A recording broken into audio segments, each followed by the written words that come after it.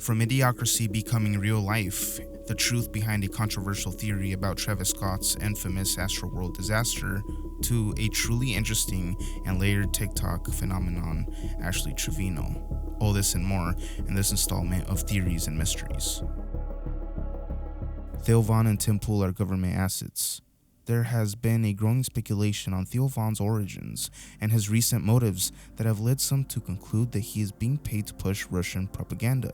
Many in his comments are turning on the once beloved comedian, calling him a puppet, and saying that he is banned from ever coming to European countries.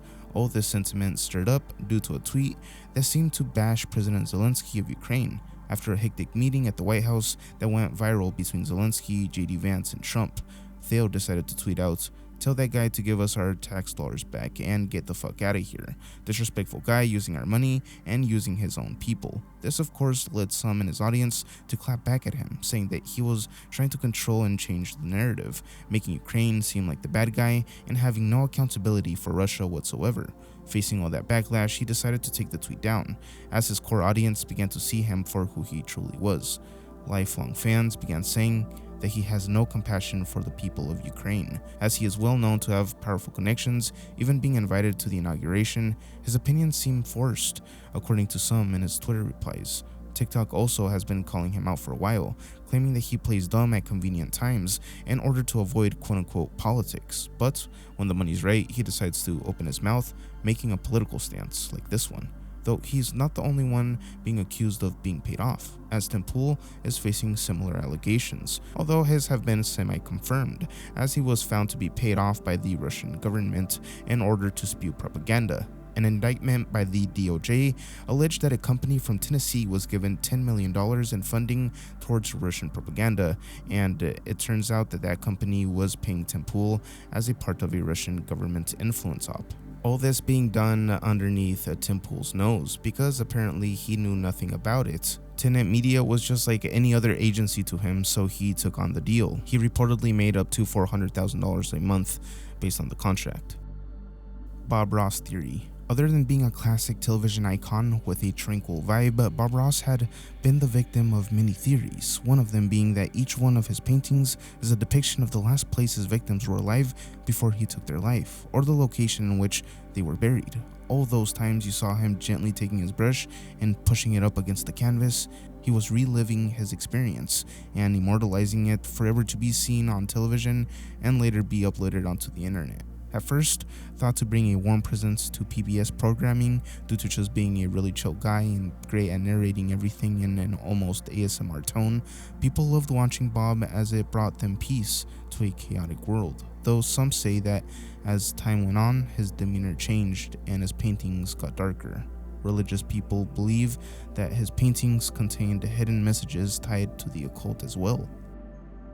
The drones are coming. AI drones will soon patrol the streets 24/7 to better protect us. Well, only according to billionaires. People like Peter Theo are heavily investing in drone technology, as it has shown to be a game changer in the Russia-Ukraine war, being able to track down a soldier easily with the help of a vaping enthusiast. Yep. Through the use of FPV drones, people are beginning to see the different uses for this technology, one of them being they should be constantly surveilling the American population, as they would be able to keep up with high-speed chases very easily and lead to fewer accidents on the road, as cops are known to chase no matter what it takes, leading to innocent people being caught in the middle of it all. A drone would in theory be able to track them down efficiently, all while it's being controlled by an AI trained to spot crime. Worry has also come after people found out that Peter Theo's father, Klaus, was part of the Nazi party and had to move to South Africa after the war, where he used the slave labor to complete government contracts for materials. These materials ended up being uranium for atomic bombs, leading to radiation poisoning in the miners who had no idea that they were being exposed to harmful substances. So yeah, a not so great legacy. His company, Palantir, even has a popular ad that depicts the future of warfare, showing drones at the forefront. This company has also used their tech to hunt down illegal immigrants in the United States like children, stripping them away from their parents and putting them in cages. I mean, the guy was an early investor in facial recognition AI. He really believes that the technology will be heavily used in the future, enough to invest in them.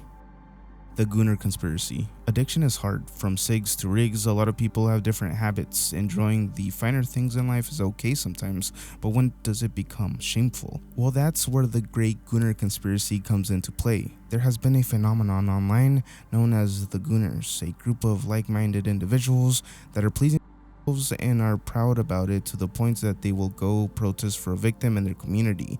Take the example of the viral Goonacide video, depicting a man pulling up to the bikini barista, and while thinking hard about what he's going to order, his pants disappeared, causing the woman to call him out and shame him, recording him, ending with the woman recording him driving off in what is referred to as the Goonmobile. He would then drive off and find a place to park. He called his brother, telling him that he had done something bad, ultimately taking his own life. His brother would end up finding him. The barista's video went viral on social media and attracted many in the meme community, leading to protests and meetups about the famous Goonacide event.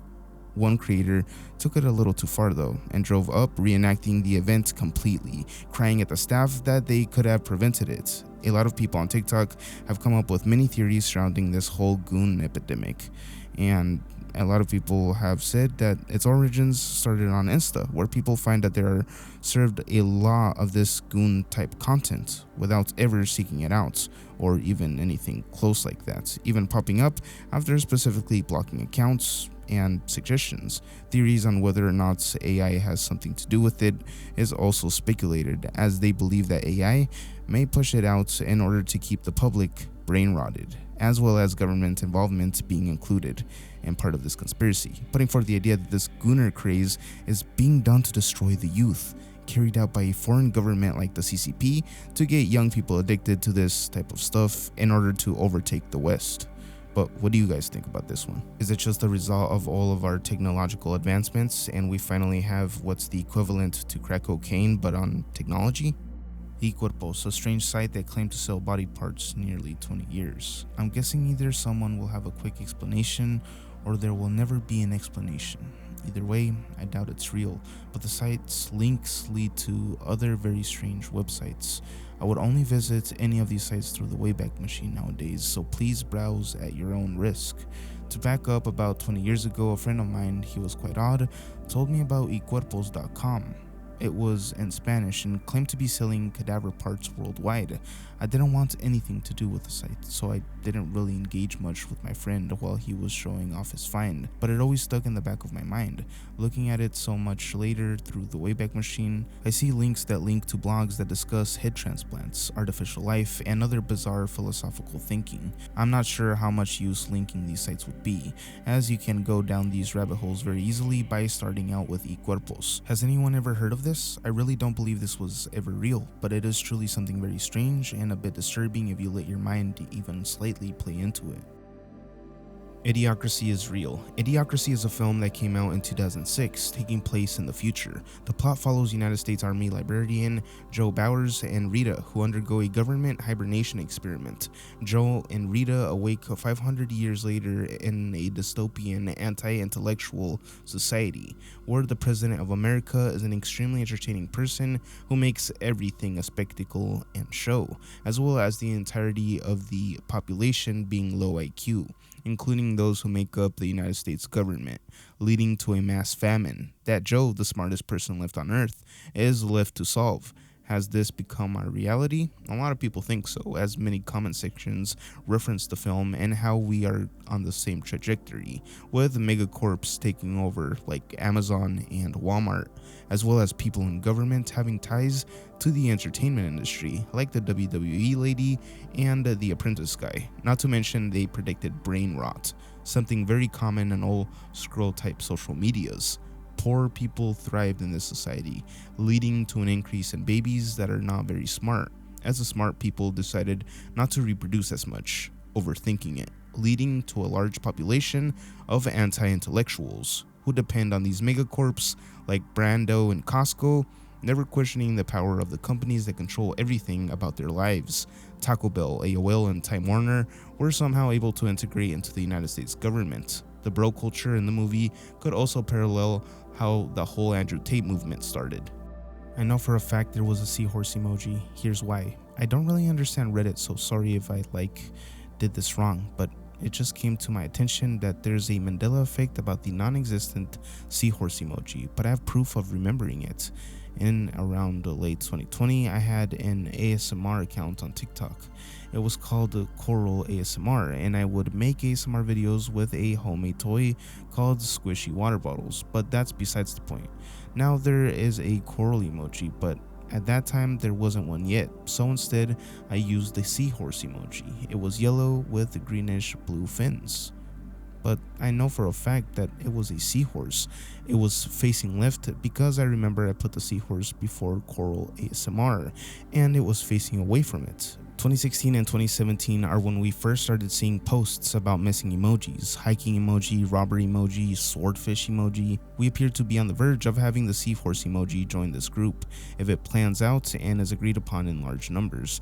There have been a number of other missing emoji posts, but the three listed are historically the only ones to have garnered the amount of support necessary to be recognized as a legitimate Mandela effect using the large group of people test.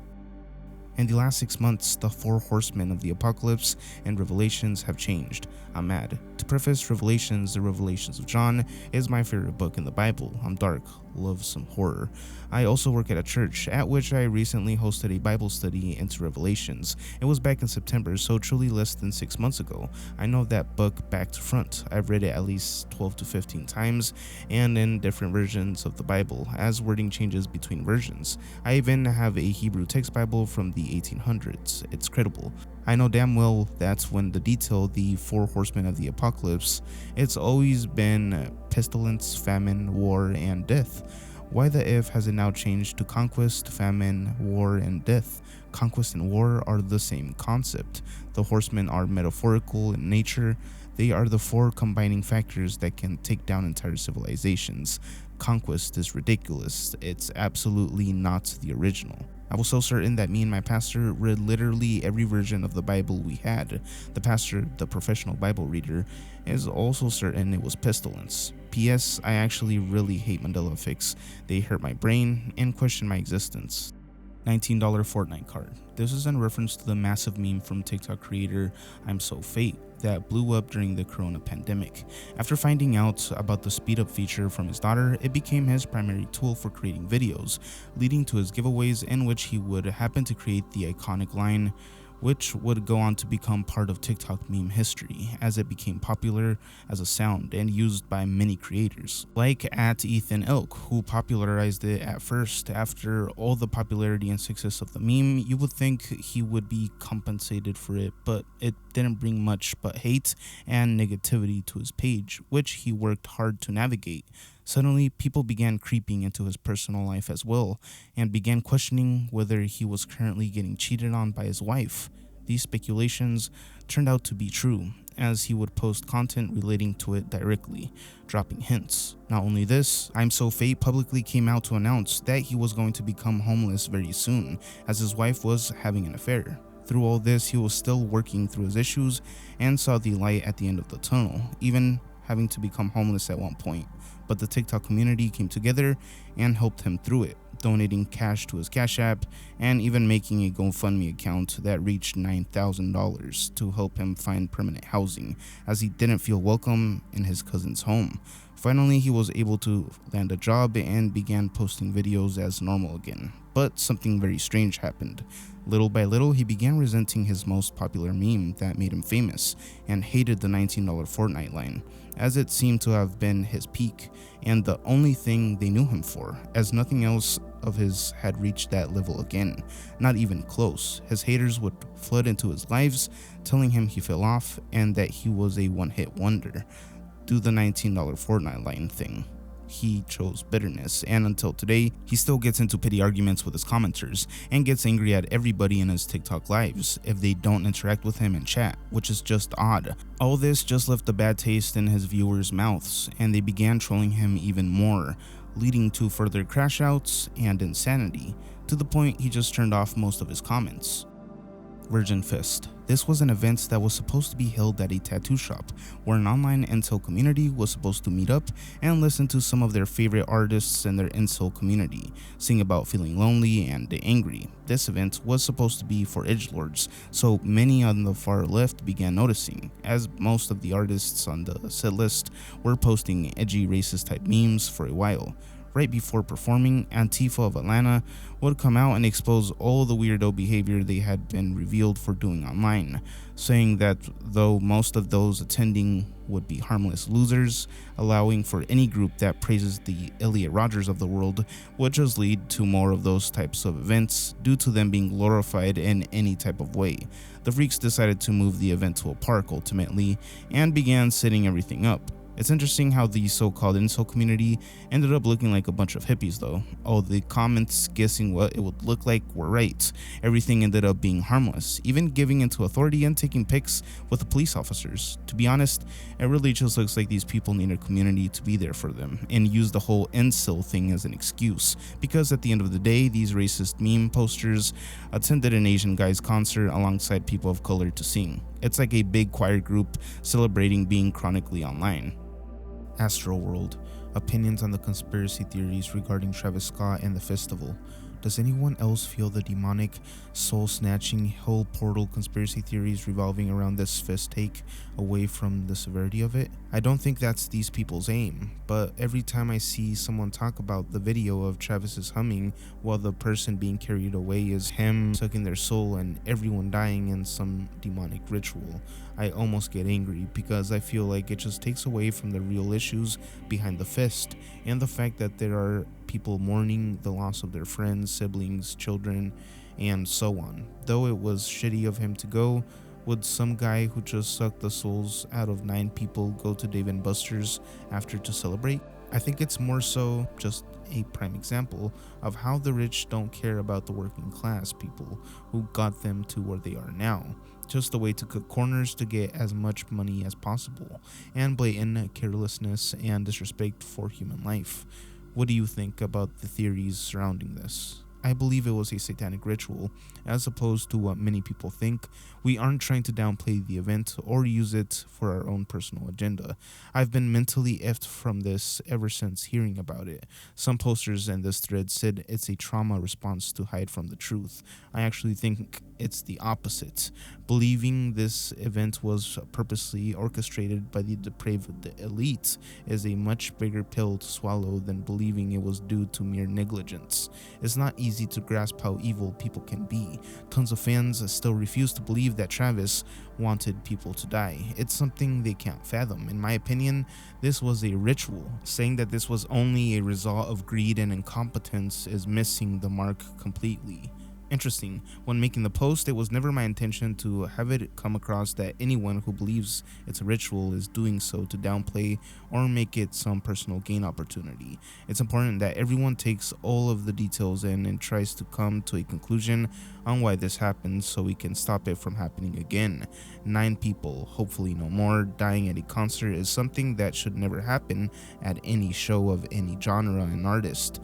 It's deplorable. Totally agree that the upper class of people are evil, don't give a F about those they deem beneath them. Travis fans will be a lost cause in this situation for sure. They deride him like they're paid to do it, as if he wouldn't allow the same thing to go down and hurt all of them too. He will never be on their side, but you can't convince them otherwise. In a sense, I'm glad that at least the people who subscribe to these thoughts recognize there's something very wrong going on.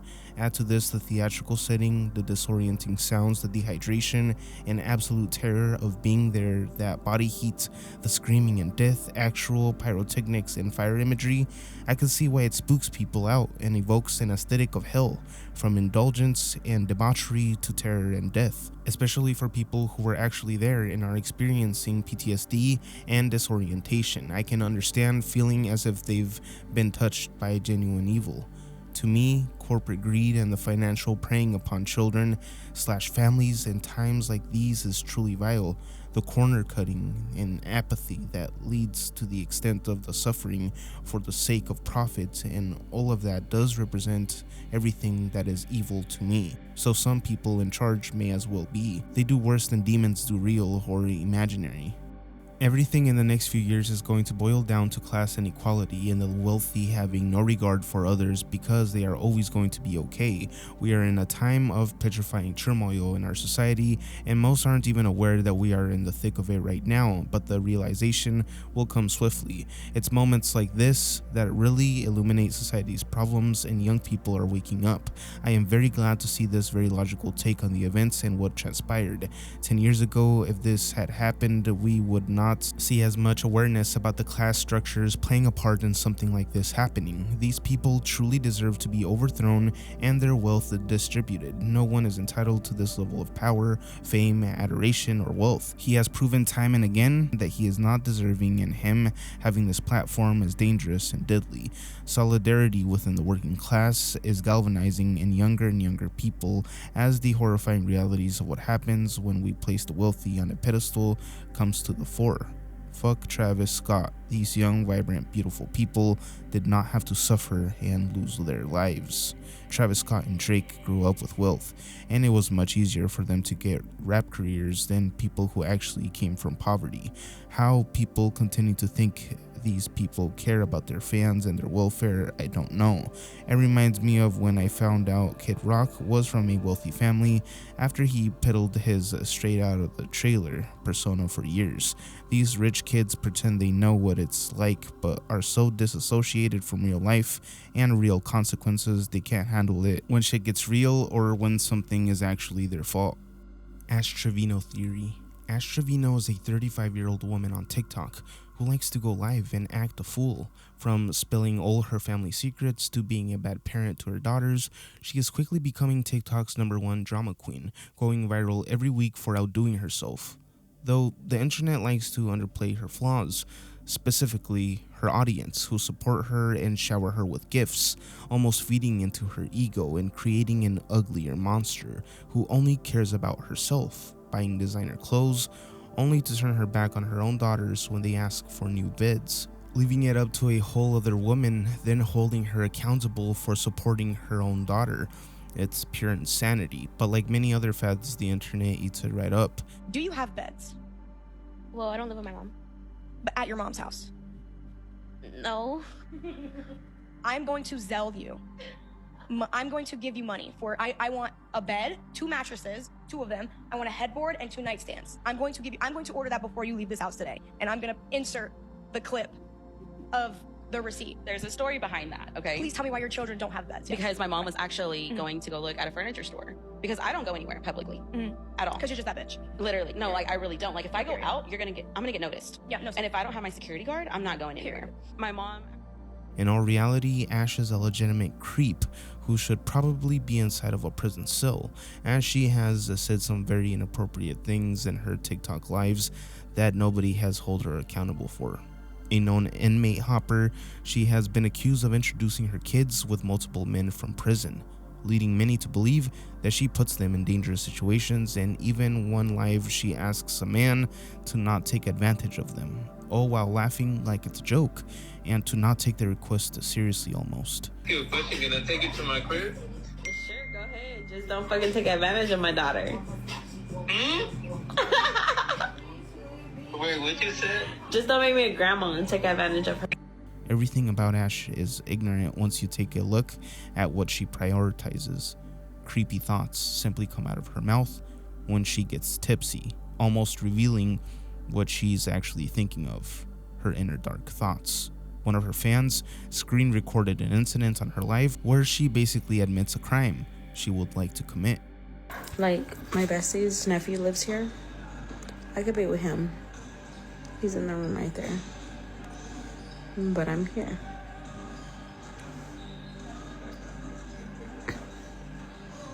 I could be with my bestie's nephew so bad. He's in that room next to me. But I'm right here. Right here. Just kidding. Not legit. In her mind, she is still a teen girl and is able to get away with it though, and things that a teen girl would get away with. But the truth is that she's a 35-year-old woman that cannot grow up and face the responsibility and maturity to admit her wrongdoings, not only against her daughters, but against herself. as she is pathetic and sad, to the point that not even the men she chases want her, constantly clipped with men straight up rejecting her. Cursed chords. So this theory comes from TikToker April, where he speaks on the cursed chords played on the song Blue and Green off the Miles Davis album Kind of Blue. The piano on this track is truly moving, haunting, and sets a very unsure tone, followed by a screaming trumpet played by the talented Miles Davis. It's a perfect track, and music producers seem to love it, specifically the piano part played by Bill Evans, a prominent jazz musician of the era. Holding an impeccable amount of aura, he would bow his head and begin playing. Like any other man, he had his vices, those being alcohol, cocaine, and heroin addiction. He dealt with it. For years, he would chain smoke cigarettes to his heart's content and loved it, or at least it seemed like it was his form of coping with stress and hardship, which can be clearly heard through his music. The man was a genius like many others and died at an early age, 51 years old. On September 15, 1980, Evans, who had been in bed for several days with stomach pains at his home in Fort Lee, was accompanied by Joe LaBarbera and Workman to the Mount Sinai Hospital in New York City, where he died that afternoon. The cause of death was a combination of peptic ulcer, cirrhosis, bronchial pneumonia, and untreated hepatitis. Evans' friend, Gene Lees, described Evans' struggle with drugs as the longest suicide in history. Though he seemed to have lived his life, his reality brought him to life. The name of the track, created by Jay Dilla, sampling Bill Evans on the piano for the song Blue and Green. Dilla added a hard-hitting beat over the sample, but still captured the pain in the piano. Jay Dilla, the legendary producer, would also tragically pass away early at the age of 32 of a heart attack in his LA home. He was long suffering from lupus and had recently been hospitalized for pneumonia. Some believe that his decline in health came due to his tour in Europe. This is old news, or new to some, but according to B+, Madlib, and Dilla's photographer, in this interview he claims that Dilla contracted TTP, thrombotic thrombocytopenia purpura, through food poisoning in Europe while on tour, sometime in 2000 through 2002. This is the first time I'm reading about this, as there is no other information out there about this beside this interview. So if Dilla never went to Europe and ate the food over there, he would have been alive today. Thoughts? And that's when they told us that he had TTP. We all knew about lupus, but we didn't really know about lupus. We knew that he had it, we didn't really know what it was. The doctor said he had lupus, of course, but he also had TTP. And TTP is like an immune disorder, right? It's a blood disorder. B+ is right, but it's foodborne, so you get it from food poisoning. He had gotten really bad food poisoning in Europe on tour with Slum Village, and it's the opposite of AIDS, in the sense that AIDS makes your white blood cell count drop dramatically, and then your immune system goes into failure, whereas TTP makes your kidneys overproduce white platelets, and it basically effing destroys your kidneys. Though he was still able to release the hip-hop classic Donuts, the album, before his passing, dealing with all his health issues. 2018, 12 years later after he died, Hate Will Never Win, the song by xxxtentacion, would be released. An anti-government song that took aim at Trump. He would rap over the infamous Jay Dilla beats titled Life. xxxtentacion's life would be cut short while sitting in his BMW at only 20 years of age. Allegedly over a bag of cash, a group of guys ran up on him and shot him. Is the sample a curse, or does it simply attract people with a fast life? Isolated indigenous first contact. Though this man may have seen outsiders before, the interaction might be his first. As he tries hard to communicate with them, understanding that it won't get him far, he begins using gestures to translate. The translation may be lost to us, as his community may have specific meanings to each body movement. This is a great example of what the first contact Columbus had with the natives may have felt like. All social norms are thrown out the window when communicating with someone from a whole other world. Though through careful understanding, you could gather what they truly mean with these gestures and begin to initiate first contact, or in this case, he finally gets the fire he so much asked for, at the end even thanking them in his own special way. Though it might be strange to us, where he comes from, it may be very well formal. Talking Tom 3D model. If you do not know Talking Tom, yeah, that cat from the app that was accused of being spyware for creeps to use on the internet to spy on children, has a history of working in the commercial industry, appearing in a Spanish candy commercial from 2010. Leo Le Chat, a French version of Talking Tom, pre the original Talking Tom, and a Nightmare phone number ad. Turns out that the cat was originally a 3D model that you could buy for only $90 from 2004 up until 2011, when Talking Tom started popping off. They took it down. Created by artist Andrei Kravenko, who still creates 3D art. When it was first lost media, people tried to see if they could extract the 3D model from the game, only to realize that it was pre-rendered. No 3D model was ever used for the original game, so no original Talking Tom, unless you had purchased one from 2004 through 2011, and they found someone here on YouTube that did just that, using the original 3D model of Talking Tom and other videos as well. Rubee Lana, a popular TikTok content creator, she was on top of the world, raking in tons of views for her creative outfits and colorful aesthetics. Starting at 18 years old, she gained the respect on the platform, as her looks were always unique. Her followers loved the original content up until she began changing, and they noticed that she was seeking deeper into a mindset that contradicted her once free spirit. Once a free and accepting person, she suddenly began moving further away from her original content, posting more about being modest and modeling a new creative fit. Her community called her out, saying that it wasn't what they were expecting from her, and they didn't follow her for those reasons. She still continued into talking about her religious life and perspective, despite viewers pleading to her, saying that she was in a cult due to the way that she was speaking, which many admitted was strange, and it was a complete pivot for her niche. At one point, Rubee would refer to her dancing TikTok period as quote-unquote living in sin. This all reached to a point that she decided that it was enough and she wanted off of her social medias, or at least that's how it appeared. Posting her last video, many critiqued it, stating that she looked uncomfortable and looked like she was forced to do it. Near the end of the vid, she asks her viewers to instead donate the money to a religious group called Free Him Now, an apostolic center dedicated to equip and deliver the body of Christ. Learn how God gave his servants the mandates and vision for the ministry. Her fans would soon find that the cult was controlling her and made her move from Florida all the way to the windy city of Chicago. They would coerce her to cut off all her family and friends, leaving her homeless as she was promised a paid-for hotel in Chicago, but nobody paid for it apparently. The ministry, which is a popular term that Christians use but scammers have destroyed, is compromised by this couple. Yeah, it's starting to look like a cult that believes themselves to be prophets of God directly, although being very young. They run this ministry together and post videos onto their social medias, where they blab about stuff for a boring amount of time.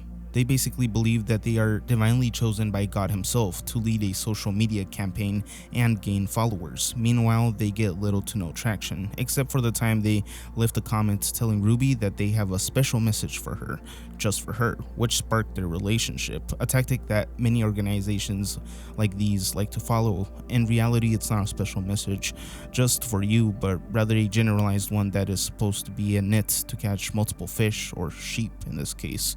This just shows you the dangers of believing everything another person says without verifying the facts. It turns out that the creepy video in the hotel room was actually edited by these two, the leaders of the ministry, explaining why the strange music played as she talked, as well as the random texts on screen. Also the strange script that she was reading off of, claiming that she was down to her last cents in her pink account. It was looking sad. They had tricked her into believing that all social media was a sin and wanted to take over her ad revenue and other income streams.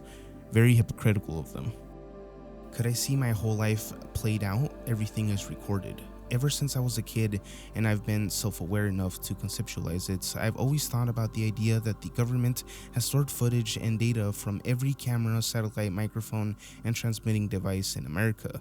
Theoretically, if I were rich enough or in a certain position of government, I could have access to every single moment of my life, played out like a game or smooth flowing movie. To put it specifically, I was born in 2004 in a suburban and well-established place in Virginia. Theoretically, hypothetically, would I be able to see the security camera footage of my parents and family from the hospital I was born in when I was born?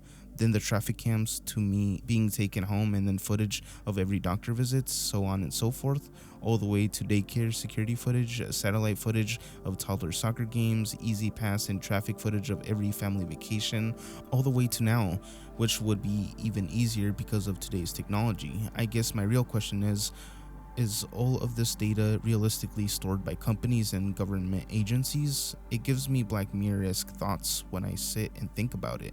But my main reasoning is, for one, a way to see your past and how you actually were aside from home videos, and two, if you've lost someone very young or just in your past in general. I lost my dad, then it would be a cool way of seeing them again, or just reviewing all of your past actions and interactions. The mystery of people with no inner monologue. What does it really mean? I recently came across a strange concept, people with no inner monologue. For most of us, our inner voice is like a constant companion, helping us think, plan, and process emotions, but apparently about 20 to 30% of people don't experience this at all. They don't hear their thoughts and words. This got me wondering, how do these people think? Are their thoughts more like abstract concepts, feelings, or even images rather than language? And in high-pressure situations, like an emergency, could they react faster since there's no verbal processing happening in their heads? Or does it create more difficulty in analyzing the situation since there's no inner dialogue to help them make sense of it? Also, how does living without an inner voice affect things like anxiety, self-reflection, or even regular conversations? If you're one of the 20 to 30% without an inner monologue, how do you experience the world differently? And how do you handle emergency situations or decision making without the usual self-talk? For the most part, I only hear my inner monologue while writing or reading. Anything else is either verbally talking to myself or thinking in visuals of my plans and thoughts. I don't really have inner thoughts that require words. Words are concepts to convey to someone else or to figure out a problem and convey it to your subconscious better, but visual thoughts go further in my opinion, similar to how people can see and visualize scenarios to music, making them great artists. The best description I have is, imagine the movie Sherlock Holmes, where he is imagining scenarios to solve. That's what happens with my thoughts. Visualize everything in multiple scenarios to problem solve. I don't need a monologue because I mentally see what is happening. Overall, the pros are incredibly good at photographic memory. The cons, terrible at memorizing quotes and song lyrics, and most likely to mishear song lyrics before internet days, where there wasn't a way to look up the lyrics. I believe it has something to do with the lack of a normal internal monologue and not being able to recall words due to lack of internal monologue. Only way around it is through learning via reading the lyrics and repetition of reading lyrics to build the visual memory of the words. That's fascinating. Thank you for the insight. Demolition Man is a reality. Companies are buying each other out. Pretty soon, there will probably be 9 companies altogether. Kroger, King Scoopers for groceries, Amazon for appliances not food related, Toyota or Tesla for vehicles, McDonald's for restaurants, Disney and or Netflix for movies and shows, Spotify for music, T-Mobile for cell phones and internet, Samsung or Sony for electronics. Any companies you charge or add, feel free. Though Demolition Man is a good movie, I think McDonald's would have won over Taco Bell, by the way. I don't think it will be that blatant. If you look at the big asset managing firms such as Vanguard or BlackRock, pretty much every company holds partial ownership over each other. If you want to be more direct, all US news stations are owned by 5 or 6 media companies directly. They won't merge these all into one company until there's only a handful left, for a simple reason, and that is competition. All of these different brands make it much harder to break into certain industries, but if, for example, the only music provider is Spotify and they abuse this and make a shitty user experience, anyone could make a competitor and become an instant millionaire, given he has the right skills and team. Car companies are a bit more complicated, but America has no shortage of rich guys, so it's very doable. I think all of these buyouts are more of a sign that the American economy is struggling, and many industry leaders are forced to consolidate their assets into each other because it's becoming harder to stay afloat when spending power lowers. different three-letter organization, and not totally theory, but it's my favorite music conspiracy to talk about. The FBI is basically single-handedly responsible for the destruction of American folk music in the 20th century. So many popular folk singers were leftists or outright communists post-World War II, and the FBI saw folk music as a potent means of disseminating propaganda, harassment, concerted efforts to cancel concerts. Blacklists followed. Pete Seeger, Woody Guthrie, Paul Robeson, Sis Cunningham, Alan Lomax, Joshua White, so many great artists whose musical livelihoods were destroyed by government hounding, some even forced to flee the country. Robeson was literally trapped in the United States, denied the ability to travel because of his advocacy for racial justice. It's tragic to think what could have been if America been allowed to develop an actual folk tradition over a century rather than being forced underground by McCarthyism. Fun fact, it was also around the same time that our modern conception of American country music was created, implicitly meaning folk music, but we're not communists.